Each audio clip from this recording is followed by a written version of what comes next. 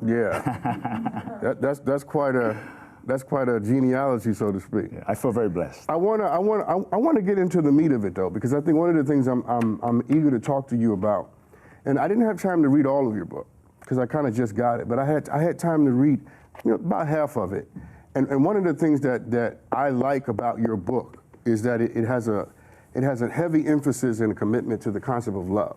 And anybody who watches this show and knows anything about me knows that I am completely love-centered. I'm not always good at it, but I'm centered in it.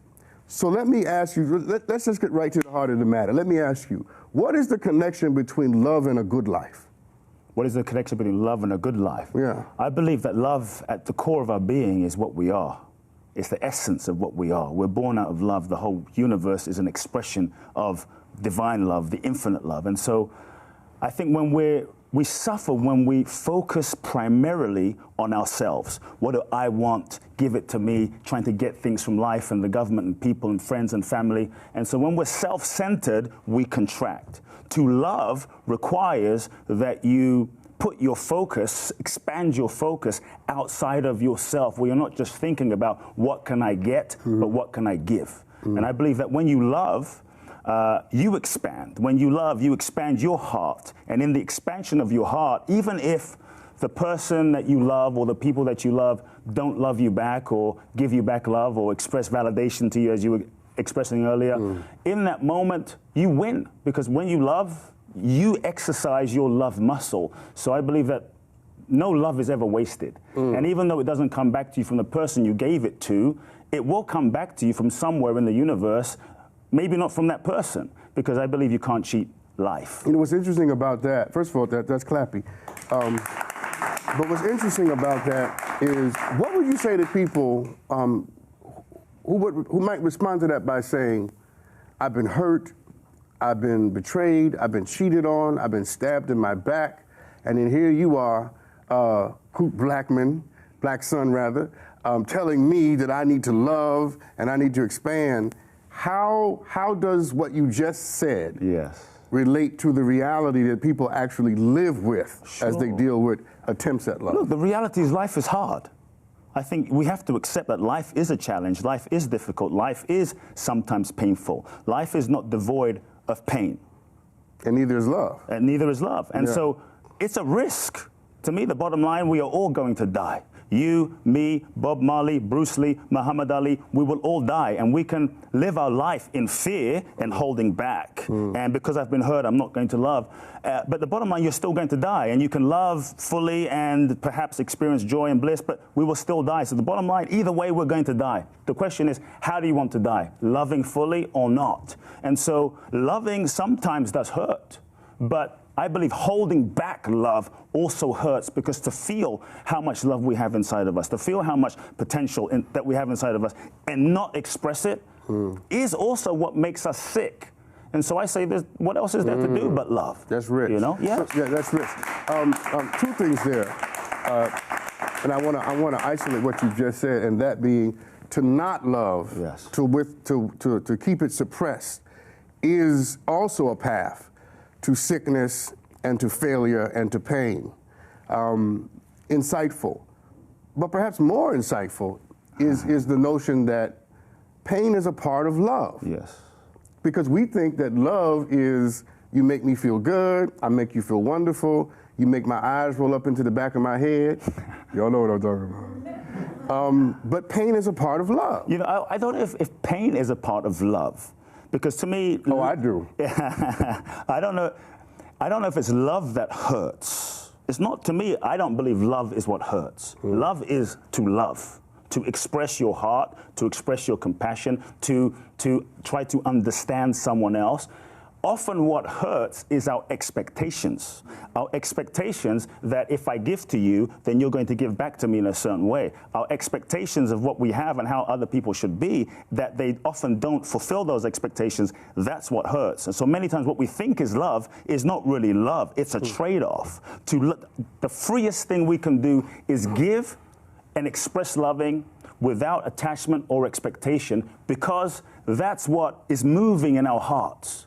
And when we do that, I believe we're free. That's the freest thing. Maybe you don't love me back and it's okay, but if I have an expectation that you're going to give it to me and it has to come from you, then I'm making you the source of my loving. And the truth is, you're not the source of my loving. We all have love inside of us. We are the source of our own loving. When we realize that, then we're free to love, whether you give it or not. Look at a mango. Does a mango wait for you to, or a tree, or a flower, or a rose? It doesn't wait for you to appreciate it. It's just expressing its nature. Love is our very nature. To not express our nature is pain. No, I agree with that. I think that's rich. It's rich. It's very rich. And I guess my only retort might be because we are human beings at the end of the day, and because most things human have a certain fallibility built into it. That even the experience of the best of us comes with the possibility or even the pretense of a certain kind of disappointment. But let's change gears because I think because you say something very interesting that I really liked. You connect transformation to truth. Yes. Talk to me about that.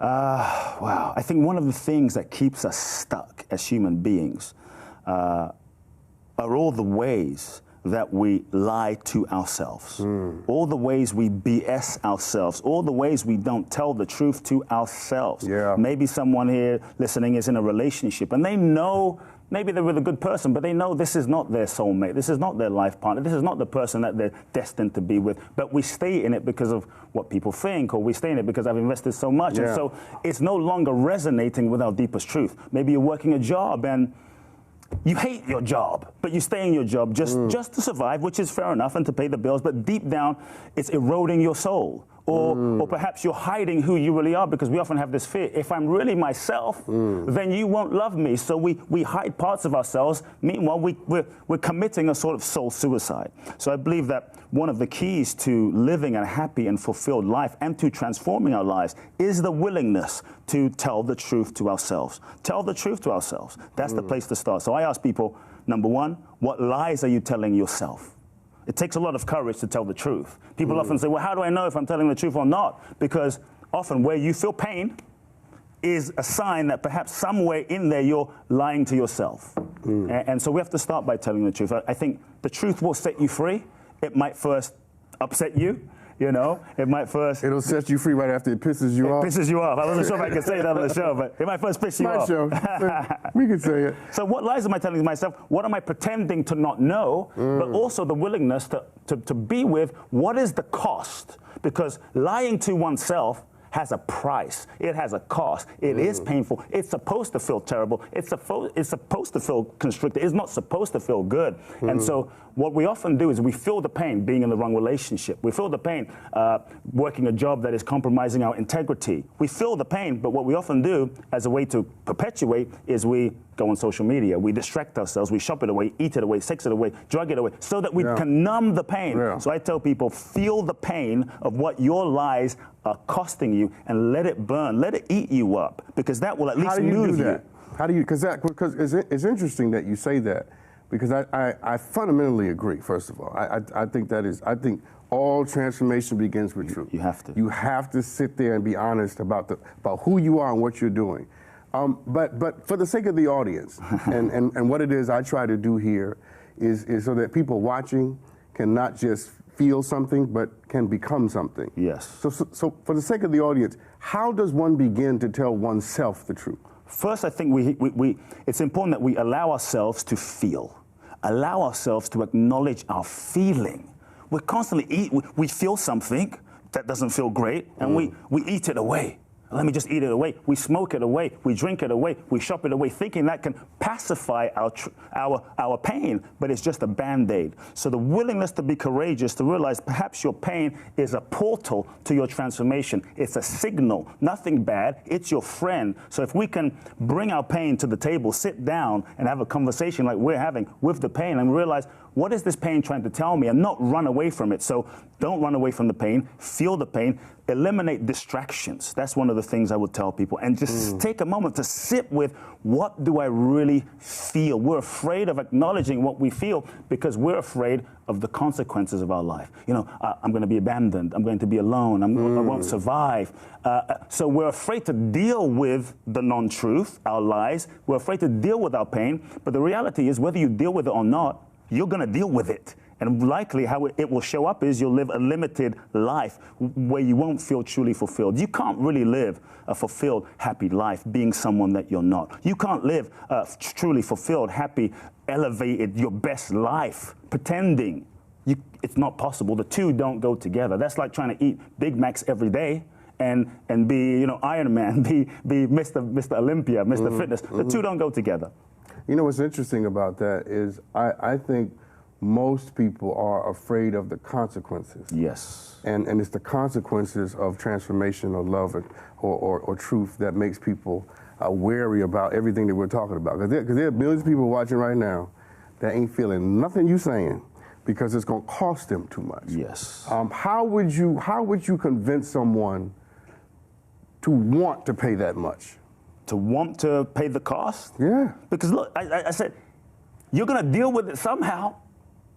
And I think if you're willing to actually realize that there is a consequence to not living an authentic life, and it's painful, I think that's why so many people, sadly, feel depressed, feel unhappy, feel miserable, because they're paying the consequence of not telling the truth. It's true. When you tell the truth, you might lose a relationship or two or three or some friends.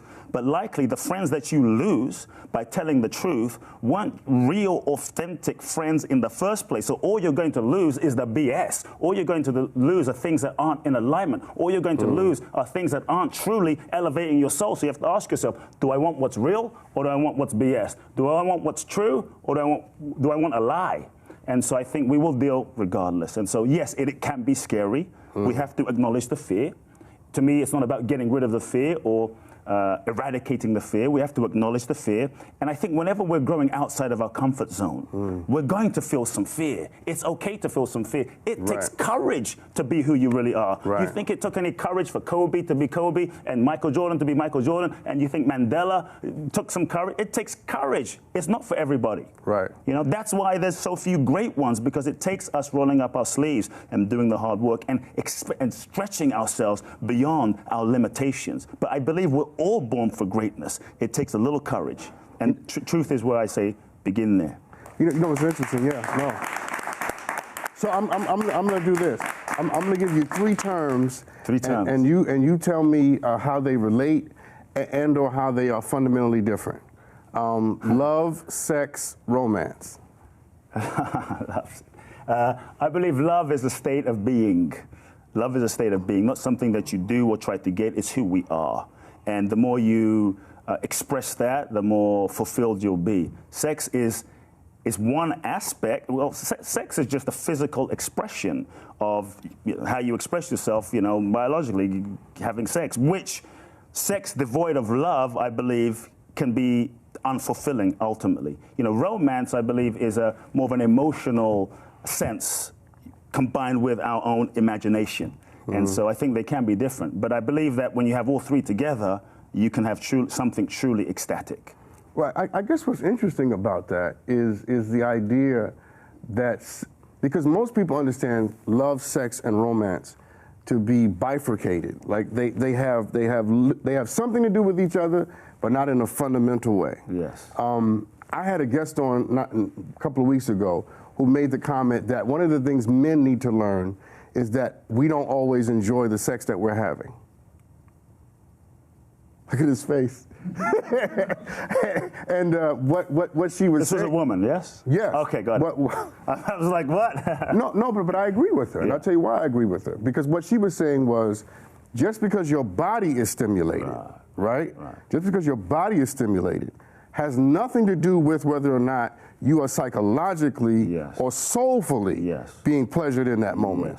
So what's interesting about what you just said is that you seem to have a sense that these things are interrelated. Interconnected. Sex without deep love is superficial. Sex without deep love is two physical bodies rubbing up against each other, trying to get off and get something. It will only lead to a certain level of satisfaction, not deep fulfillment.